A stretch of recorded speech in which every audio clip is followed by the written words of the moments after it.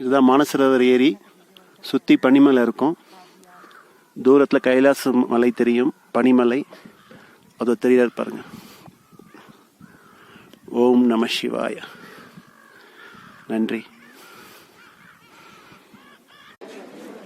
வணக்கம். கைலாசநாதர் காலையில் தக தக தகன்னு ஜொலிக்கிறார் பாருங்க. ஓம் நம சிவாய, ஓம் நம சிவாய, ஓம் நம சிவாய. Kailasamalai north facing. எவ்வளோ அழகாக இருக்குது பாருங்கள் பார்க்கும்போது. அதிலிருந்து ஸ்னோ உருகி அப்படியே ஆறா ஓடுது. ஆத்ம நண்பர்கள் அனைவருக்கும் அன்பான வணக்கம். ஆத்ம ஞான மையத்தின் சார்பாக நடைபெறக்கூடிய திருக்கைலாய மானசரோவர் யாத்திரையினுடைய 8வது நாள், எங்களுடைய பரிக்கிரமாவை துவங்கிய முதல் நாள். சுவாமி தெற்கு முகத்துல நாங்க ஆரம்பிச்சு மேற்கு முகத்தை தரிசனம் செய்து தற்போது வடக்கு முகம் அப்படின்ற இந்த இடத்தை நாங்க அடைஞ்சிருக்கிறோம். இந்த வடக்கு முகத்துல மட்டும்தான் சுவாமி இந்த அளவிற்கு விஸ்வரூபமாக தரிசனம் தரக்கூடிய இடம். இந்த கைலை மலை அப்படிங்கிறது எல்லோரும் ஞானியர்கள், மகான்கள், சித்தர்கள், முனிவர்கள் எல்லோரும் தேடி ஓடி வந்து நாடிய மலை அப்படின்னு சொல்லலாம். திருஞான சம்பந்தர் போற்றிய திருமலை, அப்பர் பெருமான் ஓடி வந்த திருமலை, சுந்தரமூர்த்தி நாயனாரினுடைய அவதார திருத்தலமே இந்த திருக்கைலாய மலை. மாணிக்க வாசக சுவாமிகள் இந்த கைலை மலையானை அத்தனை போற்றி பாடி இருக்கிறார். அப்படிப்பட்ட பெருமான இங்க விஸ்வரூபமா நம்மளால தரிசனம் பண்ண முடியுது.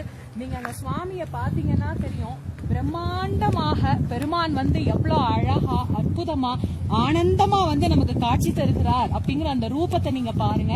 இந்த மலையில பார்க்கிற போது உங்களுக்கு வீடியோல எவ்வளவு தெளிவா தெரியும்னு எனக்கு தெரியல. ஆனா நீங்க கவனிச்சு பாருங்க. மேலே இருக்கக்கூடிய அந்த ஒரு கூர்மையான பகுதி அப்படிங்கிறது நாகத்தினுடைய குடை போல அமைந்திருக்கும். அந்த நாகம் 5 தலை நாகமாக விரிந்து அதற்கு கீழே சுவாமி அமர்ந்திருப்பது போன்ற ஒரு தோற்றத்தை உடையதுதான் இந்த வடக்கு முகம் அப்படின்னு சொல்லலாம். சுவாமி நீங்க பாத்தீங்க அப்படின்னா மேலே இருக்கக்கூடிய நாகாபரணன் அப்படின்னு அந்த பெருமானை நாம போற்றுகிறோம்.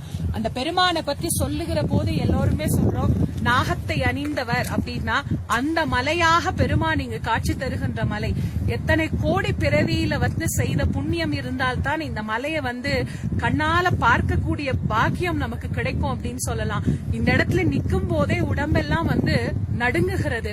பேசுவதற்கு வார்த்தைகள் வரவில்லை. கண்களில் இருந்து பெருமானை நினைக்க நினைக்க ஆனந்த கண்ணீர் பெருகுகிறது அப்படின்னு தான் சொல்லணும். ஒரு வினாடி கூட இவரை விட்டு பிரியறதுக்கு மனசே வராது. சுந்தரமூர்த்தி நாயனார் இந்த கைலையை விட்டு நீ பூமிக்கு போன்னு சொல்ல போது சுந்தரர் நான் போக மாட்டேன்னு ஏன் சொன்னாருன்னு இங்க வந்த பிறகுதான் அதை எல்லாராலையும் உணர முடியும். ஏன்னா ஒரு 10 நிமிஷம், 1 மணி நேரம், ஒரு நாள் பாக்குற நமக்கே அப்படி இருந்ததுன்னா அவர் பிறவி எடுத்த இடமே இங்கே அப்படின்னும் போது நமக்கெல்லாம் எவ்வளவு ஆனந்தம்.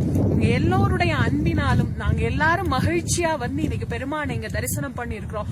இன்னும் என்னென்ன விதமான என்னென்ன கோலங்கள்ல அவர் எங்களுக்கு காட்சி தர இருக்கிறாரோ அத்தனை காட்சியும் உங்களோடு பகிர்ந்து கொள்கிறோம். ஓம் நம சிவாய. ஓம் நம சிவாய. ஓம் நம சிவாய.